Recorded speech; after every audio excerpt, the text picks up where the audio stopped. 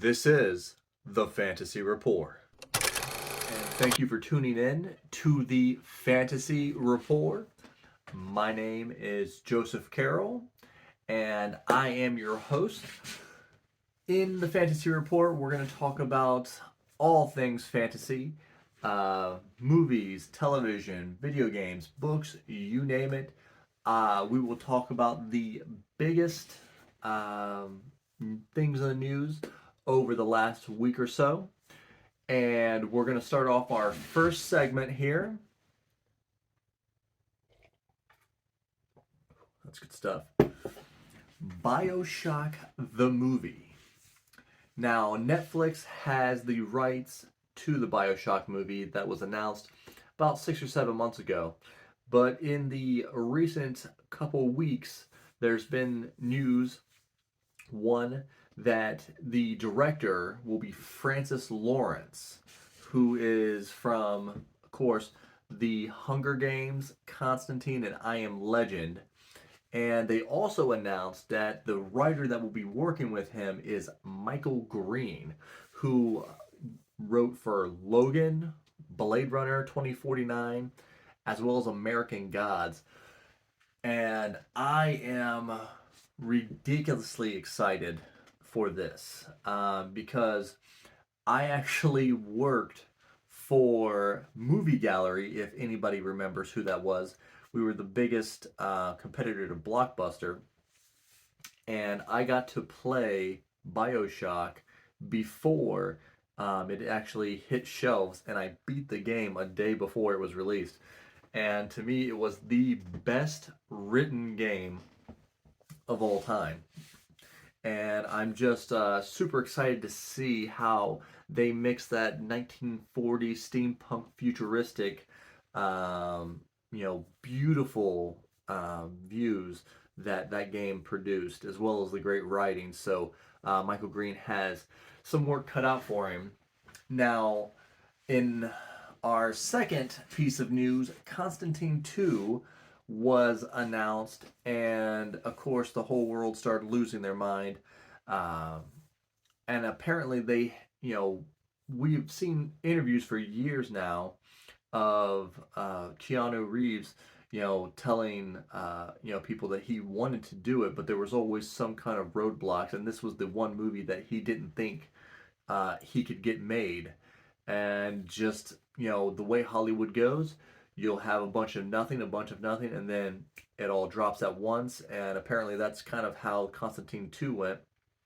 They had other Constantine offshoot projects going on, and this kind of killed those. Now, they're looking to do a Constantine show and everything, but those will probably be pushed to the back burner until the movie comes out. We're looking about a 2024 release for that. And that's also, of course, a Francis Lawrence movie, so he is going to be a busy man over the next 2 years. So that runs us into Blade, the movie, and how it has lost its director just weeks before they were supposed to start filming. There's just been so many rumors about the direction that Marvel and Disney wants to push Blade. And I think what we're running into is Kevin Feige is now being spread too thin, in my estimations. I mean, with the TV shows, with Star Wars, the movies, and trying to keep everything cohesive. I think what they should do is have a separate, like, figurehead or a person to control the reins of your rated R type projects and your darker projects within Marvel. Like the Deadpool's, like Blade, and those type of things. I think you should let someone else take over for that because Kevin has so much on his plate, and he could end up burning out or not giving his best views to everything else. So we will keep an eye out for what is going on with Blade, and it's one of the most beloved characters. I mean, everyone loves the Wesley Snipes trilogy, and hopefully they can pull this off and do it justice. And there's also rumors swirling about Superman being in the next Black Adam. Everyone's wondering, there's going to be the Stinger, right? Well, who's it going to be? And it seems like Henry Cavill's Superman would be the way to go, because The Rock might be the reason that he's still attached to Superman, because The Rock said he wants to go up against not just any Superman, he wants to go up against Henry Cavill's Superman. So Black Adam is fast approaching, and we're gonna get to see who is going to be revealed in the Stinger or throughout the movie, if there's any other cameos from the DCEU. And that's kind of a whole mess right now. But I mean, I would put my money on Superman and Henry Cavill being in it, and he may even show back up in Shazam 2. And then probably the biggest news of the last few days has been Wolverine showing up in Deadpool 3.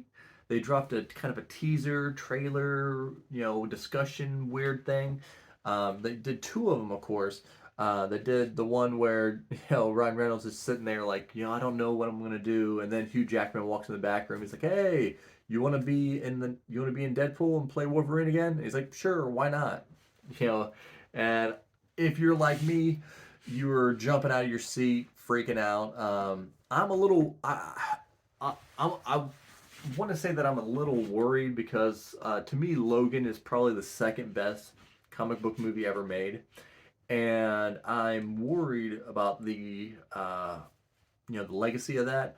Now they came back on and did it like the next day, did a second video saying, well, that was 2029. He died there, so this comes before that, and they have the date September 2024.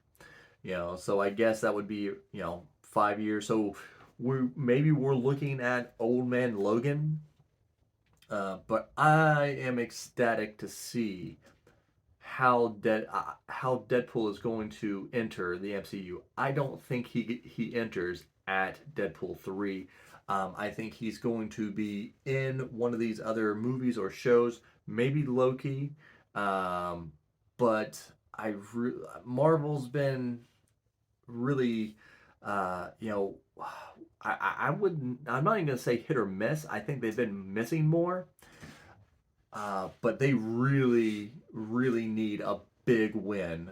And Deadpool would most certainly give them that, as long as they stay out of Ryan Reynolds' way and let him be Deadpool.